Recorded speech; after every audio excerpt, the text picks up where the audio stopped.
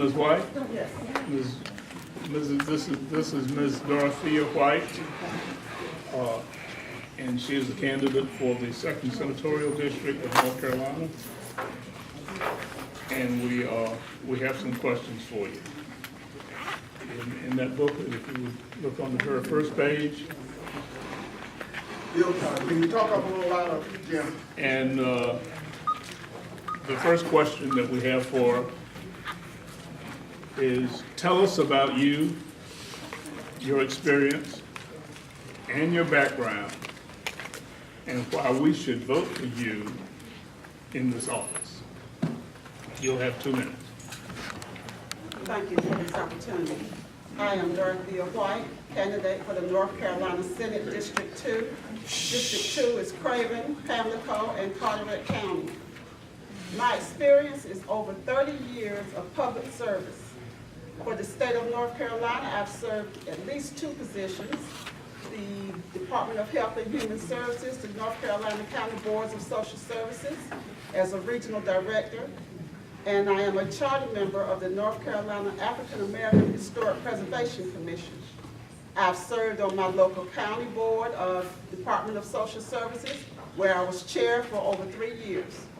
I've also served on the Historic Preservation Commission, the Planning and Zoning Board, Craven County Board of Board of Voters League. I was an election judge, and several other positions I've held in the city and county. Why should you vote for me? I am experienced. I am ready to serve. I know how to serve. And there are issues that have been ignored that I believe need to be addressed, and I feel that I can best address them. Thank you. Ms. White, if you would turn in your booklet to page 5, question number 5. And question number 5 says, there is an acknowledged gap in the performance of students in our schools. What strategies would you use to address the gap? First of all, the reason for the gap is simply because some schools are being underserved. A lot of our teachers are really serving our students out of their own pockets. They are already not paid adequately, I believe, and that would too help our students to be better educated if our teachers are more motivated. Not to say that education and motivation of a teacher should go hand in hand, but it does have an influence. How can we address the gap? Let's pay our teachers better. Let's respect them as the authoritarian in the classroom, and let's support them in every endeavor that they have and what they encounter in the classroom. If you have not been in a classroom lately, they have quite a challenge, and they need all the assistance they can get. Our students deserve the best education possible, and we should encourage that as well by supporting our students. Thank you, Ms. White. The next question is number 6 in your booklet. How will you incorporate input from the citizens of your district in the decisions that you make? First of all, I run on the premise that with every vote, it's not my vote, it's the vote of my constituents. We first of all have to have communication. The current person does not show communication when it comes to his constituents. I know that I can fill that gap. Number 2, in order to be a great representative, you have to know your constituency. You have to know the issues that they face and what they experience. I live in the district, I live in the area, so I experience what they experience. I don't have to ask, how does it feel? Because I know how it feels. I can better represent them, and I want to do this, just that. Okay. The next question is not in your booklet. It's one that I'll address to you. There has been much discussion about House Bill 2, would you give us your perception of House Bill 2?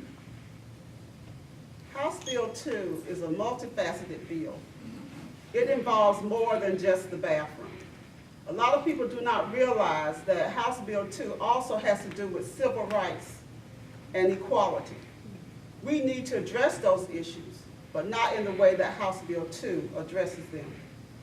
I believe in order for us to have a better state, to not lose any more money because of House Bill 2, House Bill 2 needs to either be revamped, changed, or completely gotten rid of. Why? Economics. North Carolina now is one of the worst states perceived in this country. North Carolina has always had a pristine outlook. We were always looked upon as one of the best states and one of the more progressive states. At this point now, North Carolina is mud in the United States. We need to change that. And I believe you can change that when you change the representation currently sitting in Raleigh.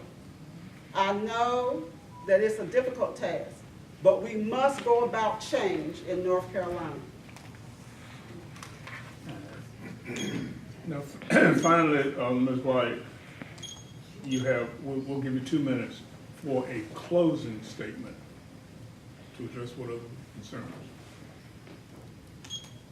I was asked at one point what were my 3 most pronounced topics for running for office. The first thing is our environment.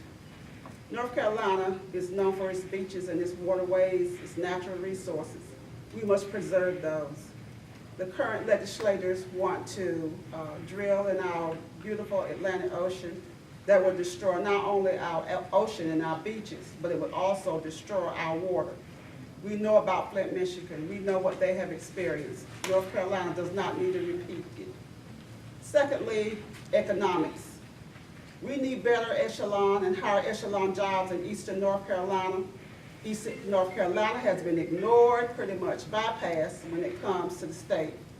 We need more attention to Eastern North Carolina.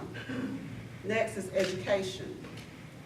We have the best colleges and universities in North Carolina. We need to preserve them. Elizabeth City State University comes first to mind. Barbara Scotia College comes second, along with some other HBCUs. We need to preserve those because they are now under attack. Our universities and our colleges help build our future in our young people. We have to give them an opportunity to have the life that they see their parents and grandparents experience. They too want a home. They too want to be able to send their children to college. If we do not give them the jobs that they need so they can provide for their families, they suffer. And not only do they suffer, our communities suffer. So we must key on education. We must key on economics. We must also key on our judicial system. I believe there's too many injustices there. There's some changes that need to be made. You do that with changing the judges that you have currently holding seat. We need people that care for the people, not recognize their own agenda. Those are some of the reasons why. Thank you very much, Ms. White. We appreciate you having taken the time to come and share with us. Thank you very much for the opportunity.